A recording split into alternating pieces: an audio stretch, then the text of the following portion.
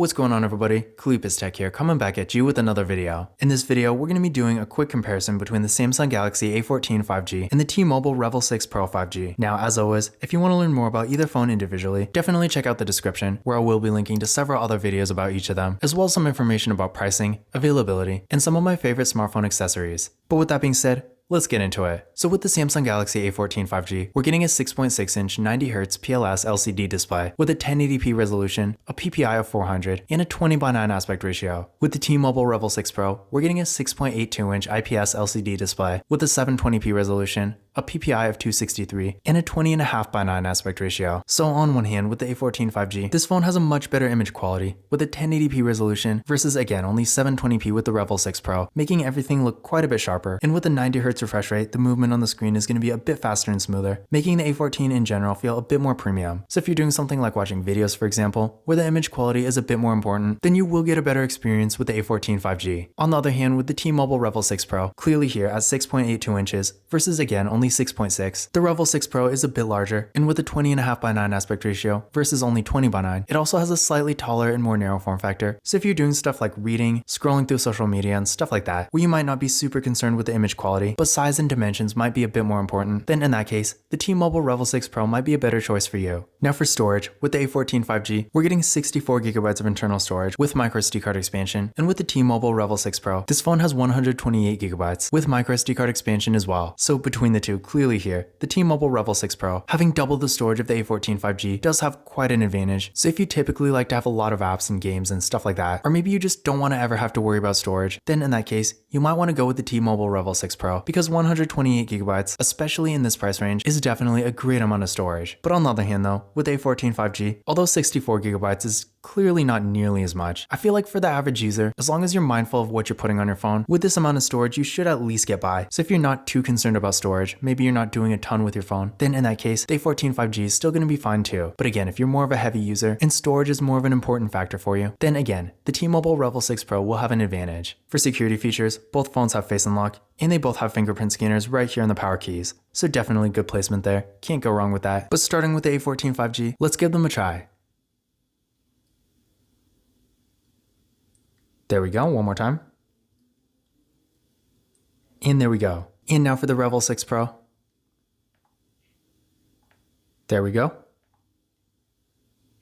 And there we go. So as you can see there, both fingerprint scanners worked real well. And again, both phones do have Face Unlock too, so don't forget that. For the cameras, with the A14 5G, we got a 13 megapixel selfie camera. Then on the back, we got a triple camera setup with a 50 megapixel main camera, a 2 megapixel macro camera, and a 2 megapixel depth sensing camera. With the T-Mobile Revvl 6 Pro, for the selfie camera, this camera is 16 megapixels. Then on the back, we got a quad camera setup with a 50 megapixel main camera, a 5 megapixel ultra wide camera, a 2 megapixel macro camera, and a 2 megapixel depth sensing camera. So when it comes to features, both phones do have pretty good camera setups, but again, the T-Mobile Revvl 6 Pro does have an ultra wide camera, whereas unfortunately with the A14 5G, despite having a macro camera, there's no ultra wide camera here. So if you do want those wider angle photos, if maybe your current phone has an ultra wide camera, and that's a feature you've gotten used to, then in that case, the Revvl 6 Pro might be a better choice. In addition to this, for video, the Revvl 6 Pro has a max recording quality of 2K in the rear camera and 1080p in the front, whereas with the A14 5G, this phone has a max quality of 1080p in both the front and rear cameras. Now to be fair, I honestly don't really know how useful 2K is. It's not like it's 4K, so for most people it's probably not that big a deal. But in general, as far as actual features go, I still think the T-Mobile Revvl 6 Pro has a bit of an advantage. That being said though, when it comes to photo quality, I definitely think the A14 5G is quite a bit better. Despite them both having 50 megapixel cameras, if you really want to get the best photo quality between the two, when it comes to regular photos and stuff like portrait mode, I would definitely go with the A14 5G. But that being said, again, if you do want an ultra wide camera, then keep in mind, the T-Mobile Revvl 6 Pro does still have pretty decent photo quality, so this phone really is not a bad choice either. That being said though, photo quality of course is always going to be more of a subjective thing. So to give you an idea of what it can do, here's a photo taken with the Samsung Galaxy A14 5G. So make of this what you will. For an entry-level phone, I definitely think it's really good quality, and for stuff like social media for example, I do think it really will get the job done. On the other hand, here's a photo taken with the T-Mobile Revvl 6 Pro. Again, definitely not bad quality, but I feel like the A14 5G is just quite a bit better. And if I were taking pictures for like Instagram for example, I would personally choose the A14 5G. But again, make of this what you will. If you like the T-Mobile Revvl 6 Pro's quality, and maybe you want an ultra-wide camera, then that's probably going to be a better choice. But on the other hand, if you don't really care about the ultra-wide camera, and you're really just taking regular photos, I do think the A14 5G is going to be a great choice for that. Now, when it comes to RAM and processor, with the A14 5G, we're getting 4GB of RAM with the Exynos 1330 processor. With the T-Mobile Revvl 6 Pro, this phone is getting 6GB of RAM with the MediaTek Dimensity 700. Now, in general, when it comes to overall performance, these phones are actually pretty close. In my experience, the A14 5G might be ever so slightly faster, but honestly, between the two,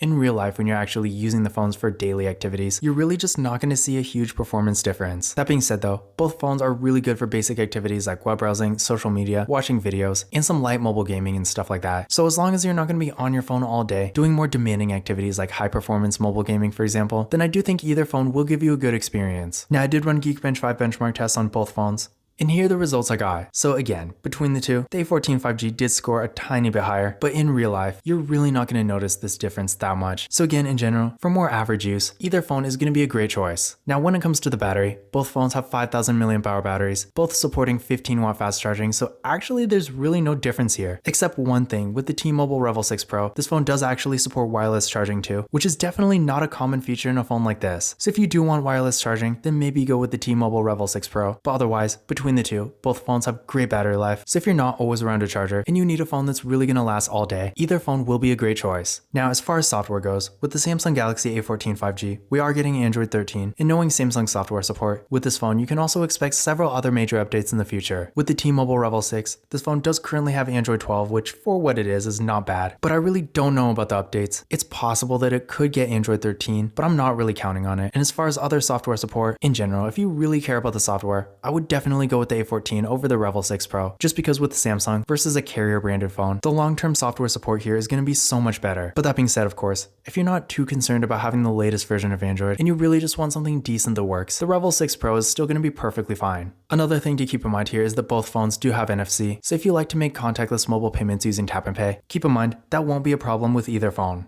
But in conclusion, which of these phones is better? In general, if you're looking for an affordable 5G phone for more basic activities and you want good performance, a good battery, and NFC for tap and pay, then either phone is going to be a great choice. But if you want Android 13, better software support, better photo quality from the camera, and a nicer looking display, then I do think the Samsung Galaxy A14 5G will be a significantly better choice. On the other hand though, if you want a larger display, more storage, you want a camera setup that's almost as good, but also has an ultra-wide camera, and you want wireless charging, then the T-Mobile Revvl 6 Pro might be a better choice for you. But this concludes my comparison between the Samsung Galaxy A14 5G and the T-Mobile Revvl 6 Pro 5G. Again, if you want to learn more about either phone individually, definitely check out the description, where I am linking to several other videos about each of them, as well as some information about pricing, availability, and some of my favorite smartphone accessories. But that's it for this video. If you enjoyed it and found it useful, be sure to give it a thumbs up and hit that subscribe button. Don't forget to follow Kalipis Tech on Twitter and Instagram. And as always, I will see you in the next video.